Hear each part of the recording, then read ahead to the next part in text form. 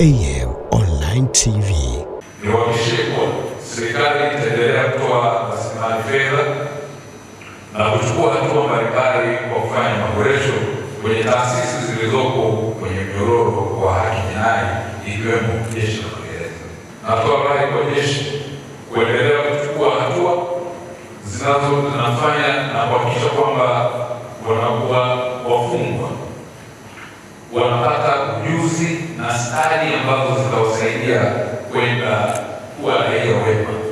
Lakini pia wafungwa wa kutumia fursa ya kushiriki mafunzo mbalimbali yanayotolewa na taasisi za mafunzo na elimu nchini itawasaidia sana kwa kiwango kikubwa kuwa na jamii ambayo ina uwezo wa kufanya kazi za uzalishaji, utoaji huduma kwa wananchi, lakini pia wao wenyewe kuweza kujipatia kipato kingine. Sayansi na teknolojia inazidi kuingia na inaingia katika mifumo mbalimbali na ya tofauti. Hivyo basi tuna budi sisi kama jeshi kuhakikisha kwamba tunajifunza kila wakati, na siku hizi shule sio lazima uende darasani, hata kupitia mitandao ya kijamii tuitumie vizuri kuweza kujiendeleza na kupata taarifa muhimu, kupata mafunzo muhimu na kuimarisha na kuweza kujua masuala ambayo yanaendana na teknolojia mpya ambazo ziko hivi sasa. Maeneo mengi ambayo ni tishio hata kwa usalama wetu wa nchi ni eneo la mmomonyoko wa maadili. Maadili yetu kama Watanzania, mila, tamaduni na desturi zetu. Wajibu huu haubaki kuja kwa Wanagereza peke yake, ni wajibu kama jamii ya Watanzania tulio nayo Afrika na dunia kusimamia sana masuala ya maadili, kwa sababu mmomonyoko wa maadili ndio unaopelekea uwepo wa wizi, uvunjaji wa sheria, uwepo wa jinai na machafuko na uhalifu yote yanayotokea leo duniani ni kwa sababu ya mmomonyoko wa maadili. Na mmomonyoko wa maadili ni jambo kubwa, ndugu zangu. Tungetarajia tuone na iko siku sijui lini ambapo tungetamani kuona viongozi wetu wa nchi kama Dr. Samia Suluhu Hassan, Rais wa Jamhuri ya Muungano wa Tanzania, mkimuita magereza kuja kuhitimisha shughuli za magereza, kwamba hapa sasa hata wafungwa watu wabaki kwa shughuli badala ya magereza kubadilisha hiyo shughuli ya sekondari na msingi. Twende tena Mwanza, muite Dr. Samia aende akafunge magereza, kwamba magereza sasa kazi wakuna na maafisa walioko tuwahamishie kwenye vitengo vingine vya serikali, wakaingia labda kwenye vyombo vingine, kwa sababu hata kama kiona kama wizi utaisha, kama watu tamaa zitaisha, rushwa zitaisha, tutakuwa kuna kazi gani sisi magereza? Lakini leo tunazidi kumwomba rais, tunaomba tuongeze fedha ili tujenge magereza nyingine. Ni kielezo kwamba sehemu ipo kwenye jamii hatutekeleze wajibu wetu vizuri, na jukumu la kwanza kabla ya serikali ni familia.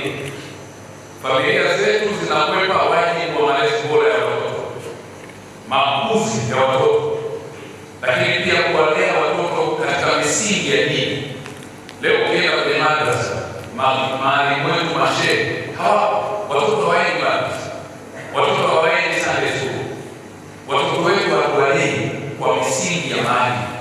Kwa hiyo tunakuta tuna mmomonyoko wa maadili. Mtoto hana uzalendo, hana hofu ya Mungu kwa sababu haendi msikitini, haendi kanisani, madrasa kuhudhuria, Sunday school kuhudhuria. Huyo kati ya yeye tofauti yake na mnyama ni kwa sababu yeye ana miguu miwili na anatembea na ana utashi. Kwa hiyo eneo kubwa na msingi, na nyinyi ndio ndugu zangu wapokezi mnaenda kufanya mafunzo haya, mtajifunza masuala mengine ya akili, hisia, masuala ya afya ya akili na kadhalika. Lakini sehemu kubwa ya kwanza, focal point ya maadili, uzalendo na utaifa inaanzia ngazi ya familia. Leo jukumu la familia limeachwa kwa house girl ambayo tunamwita kaka nini, house boy na house girl, ndio wanatulelea watoto. Wazazi wako bize, wanahangaika, muda wakirudi, muda mwingi wako kazini, wakirudi hawana muda wa kuzungumza na watoto. Watoto wengine wanaenda boarding school, akienda kula napata malezi ya walimu kwa uchache, lakini sehemu kubwa wanafuga amjielewe. House girl akiwa na tabia mbaya, automatically itajifrect kwa mtoto wako. Sasa maana yake kwamba ni maudhui ya mafunzo, hata wale watumishi wa nyumbani tumeanza huko kama serikali kuanza kuwapa mafunzo na malezi pia wale house girl ambao wanafanya kazi za nyumbani, kwa sababu wanafanya kazi na bahati mbaya sana ndani ya serikali ndio kuna wengine tu inawezekana na mwache house girl kila kitu au mnamkaimisha kila kitu kupita kufua nguo kuangalia watoto kazi moja tu kumkaimisha.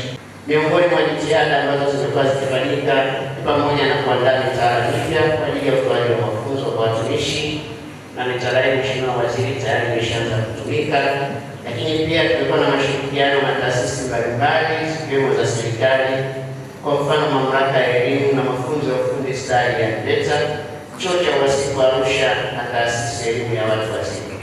Na mashirikiano hayo Mheshimiwa Waziri yanalenga utoaji wa mafunzo kwa wafungwa au wanafunzi wetu tunaopokea magerezani na urasimishaji wa ujuzi waliopata wafungwa kutokana na kuhusishwa kwenye kazi mbalimbali za uzalishaji. Lengo ni kwamba wakitoka nje basi waweze kutumia ujuzi waliopata kwa ajili ya kufanya shughuli halali za kujipatia kipato, na hivyo kwanza kutokurudia kutenda uhalifu, lakini kwa zaidi kusaidia kuinua uchumi wa mtu mmoja mmoja, uchumi wa jamii, lakini uchumi wa taifa letu kwa ujumla. Maafisa mapokezi wa wafungwa katika kukamilisha dhana nzima ya ulekevu kwa wafungwa. Mafunzo haya yana package mbalimbali, ikiwa ni pamoja package ya masuala ya haki za binadamu unapompokea mfungwa, lakini masuala ya maadili unapokwenda kumpokea mfungwa na wale mahabusu wanapoingia gerezani, kwa maana kwamba wanaingia mahabusu, anaingia mfungwa pale akiwa ni mfungwa, lakini ana haki nyingine zake ambazo hazihusiani moja kwa moja na kesi ambayo imemleta gerezani. Kwa hiyo mafunzo haya kwenda kutujengea uwezo sisi kuweza kutimiza jukumu letu la msingi la Jeshi la Magereza la urekebu, kumrekebisha mfungwa kitabia, ambapo wafungwa hawa wanapokwenda kutoka wakwenda kuungana na jamii wanakuwa raia wema. Sana Rais wa Jamhuri ya Muungano wa Tanzania Samia Suluhu Hassan kwa kutuwezesha kufanikisha mafunzo haya, kutupa urahisi wa kuwarekebisha wafungwa magerezani katika wakitoka wakawe raia wema huko nje, kutokana na kwamba walipoingia magerezani walikuwa wanaonekana hawafai katika jamii, lakini wakitoka watajifunza vitu vingi na kuonekana raia wema katika kukomaa kiuchumi na maadili kwa ujumla. Tunatoa mafunzo mbalimbali gerezani kama kujifunza ujasiriamali, ufugaji wa tofali, kulima mboga mboga, ujenzi na vitu vingi sana magerezani. Hivyo kupitia mafunzo haya tutapata unafuu na urahisi wa kufanya hii kitu, haya mafunzo yaende vizuri. AM Online TV.